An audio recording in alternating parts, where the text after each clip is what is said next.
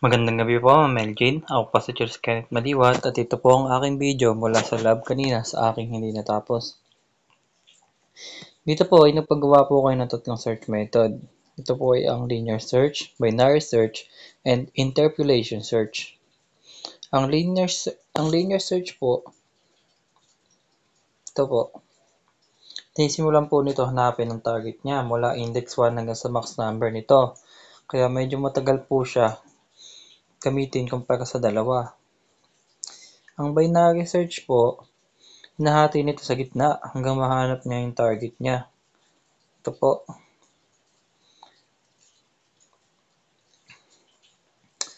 Ang interpolation search po, dito po ay ang mas pinabilis na parang binary search.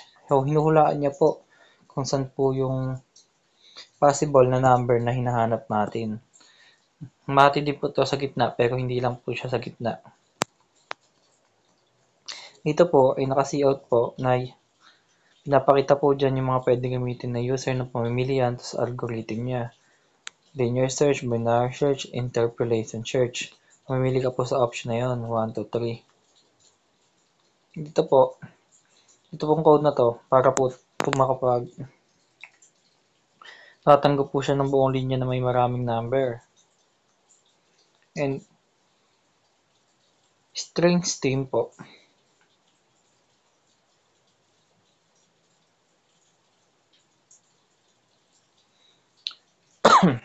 Ginagamit po ito para basahin ang bawat number mula sa input line at nilalagay ang mga numbers sa original vector.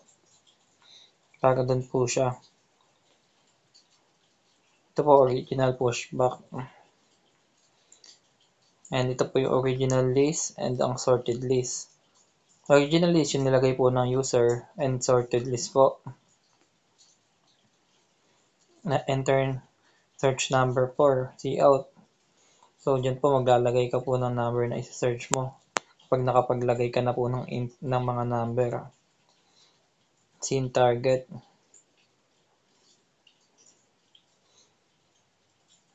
So, dito po, if linear search po ang ginamit mo, if 1 po, linear search po ang gamit mo. If 2 is binary search. If 3, interpolation search.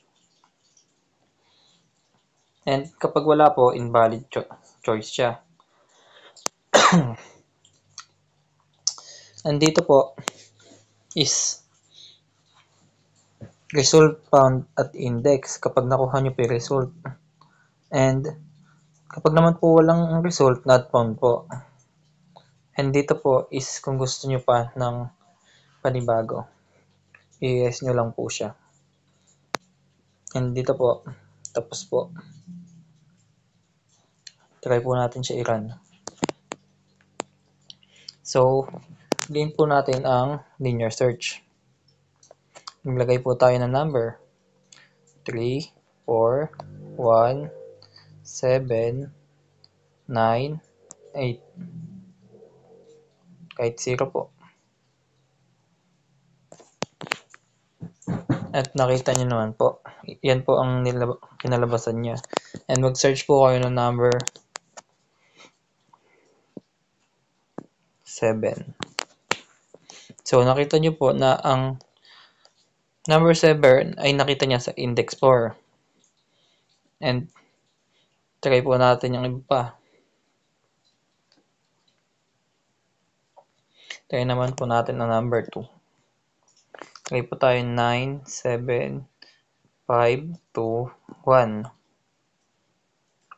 And search po natin si number 5. So, si number 5 po, nakita po siya sa index 2. Try naman po natin ang number 3.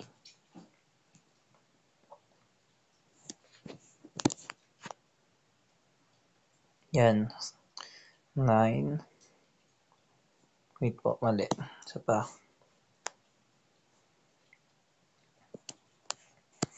Number 3. Lagay po tayo number 6, 4, 3, 5, 9, 8, 1. Try po natin hanapin si number 1. So, nasa index 0 po siya sa pinakaumpisa.